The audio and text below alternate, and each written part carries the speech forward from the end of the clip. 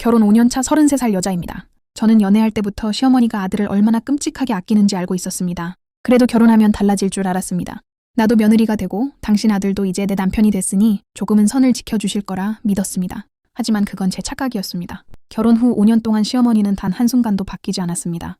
오히려 시간이 갈수록 더 심해졌습니다. 특히 저를 가장 서럽게 만든 건 밥상이었습니다. 시댁에 가면 남은 찬밥은 늘 제 앞에 놓였습니다. 갓 지은 밥은 남편과 시아버지 앞에 가고 저는 늘 식은 밥을 받았습니다. 맛있는 반찬은 제자리에서 멀리 떨어진 곳에 놓였습니다. 제가 젓가락을 뻗으면 시어머니는 꼭 한마디씩 했습니다. 그거 우리 아들이 좋아하는 건데 그걸 그렇게 많이 먹니? 먹고 싶은 걸 다 먹고 살 수는 없는 거야. 처음에는 제가 예민한 줄 알았습니다. 하지만 그런 일이 한두 번이 아니었습니다. 제가 맛있게 먹는 음식은 다음부터 제 앞에 오지 않았고 제가 조금이라도 편하게 먹으려 하면 시어머니 눈빛부터 날아왔습니다. 식사가 끝난 뒤 가족들이 후식을 먹을 때도 마찬가지였습니다.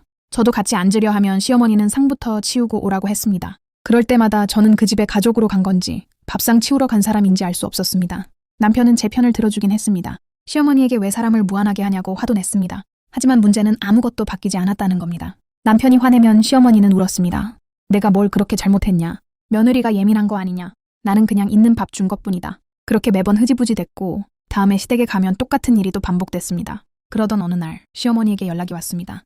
맛있는 게장이 선물로 들어왔으니 퇴근 후 저녁 먹으러 오라는 말이었습니다. 솔직히 가고 싶지 않았습니다. 하지만 남편은 이번에는 괜찮을 거라고 했습니다. 그래도 게장이면 다 같이 먹겠지. 이번에는 설마 또 그러시겠어. 저도 바보처럼 또 기대했습니다. 그런데 시댁에 도착하자마자 시어머니는 저를 보며 말했습니다. 너 찬밥 좋아하지? 그 한마디에 속이 철렁했습니다. 또 시작이구나 싶었습니다. 식탁에는 정말 맛있는 게장이 올라와 있었습니다.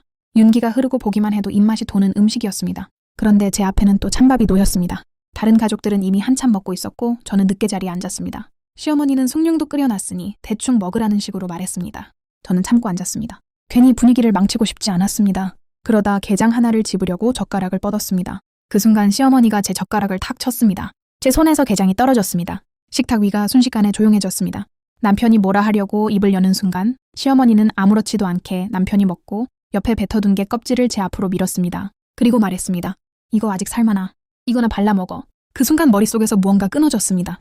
5년 동안 참았던 찬밥, 5년 동안 삼켰던 눈칫밥, 5년 동안 사람 취급받지 못했던 서러움이 한꺼번에 올라왔습니다. 저는 제 앞에 있던 찬밥 그릇을 들고 일어났습니다. 그리고 그대로 싱크대에 쏟아버렸습니다. 시어머니가 소리를 질렀습니다.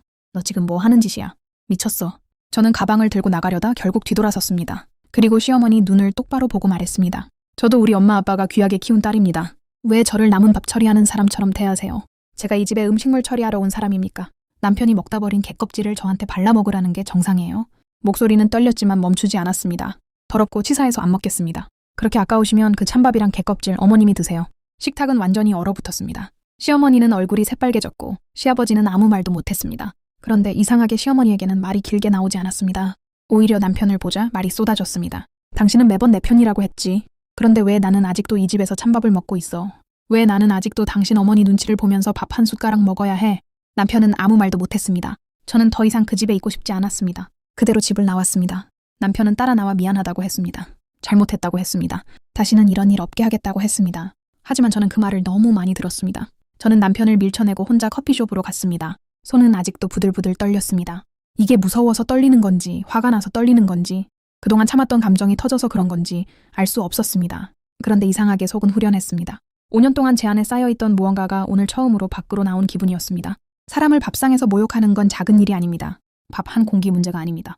게장 한 조각 문제가 아닙니다. 그건 사람을 존중하지 않는 태도입니다. 가족이라는 이름으로 사람을 함부로 대해도 된다고 착각하는 폭력입니다. 까짓것 이혼밖에 더 하겠나요? 저는 남편 없으면 못 사는 여자 아닙니다. 시댁에서 찬밥 얻어먹어야 사는 사람도 아닙니다. 누군가의 아내이기 전에 저도 누군가의 귀한 딸이고 한 사람의 인간입니다. 앞으로 어떻게 될지는 모르겠습니다. 하지만 한 가지는 분명합니다. 저는 다시는 그 밥상에 앉아 찬밥을 먹지 않을 겁니다. 다시는 남이 먹다 버린 것을 제 몫처럼 받아들이지 않을 겁니다. 오늘 저는 시댁을 나온 게 아니라 5년 동안 저를 가두고 있던 눈칫밥의 자리에서 걸어 나온 겁니다.